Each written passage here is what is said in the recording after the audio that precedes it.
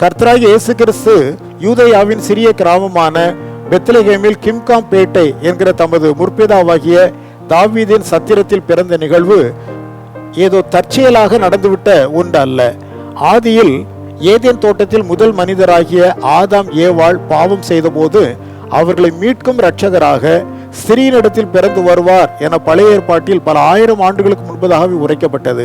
ஆதியாமம் 3:15 ஸ்திரீயின் வித்து, இது கலாத்தியர் 4:5 நிறைவேறியது. ஆதியாமம் 22:18 ஆபிரகாமின் சந்ததி, இது கலாத்தியர் 3:16 நிறைவேறியது. எண்ணாகமம் 24:17 யாக்கோபின் நட்சத்திரம் மத்தேயு 2:2 நிறைவேறியது. உபாகமம் 18:15 தீர்க்கதரிசி, இது மத்தேயு 21:11-46 நிறைவேறியது. ஏசாயா 7:14 இம்மானுவேல், இது மத்தேயு 1:23 நிறைவேறியது. இது போன்ற ஏராளமான பழைய ஏற்பாட்டு முன்னறிவிப்புகளும் புதிய ஏற்பாட்டில் கிறிஸ்துவை குறித்து நிறைவேறியது உண்டு.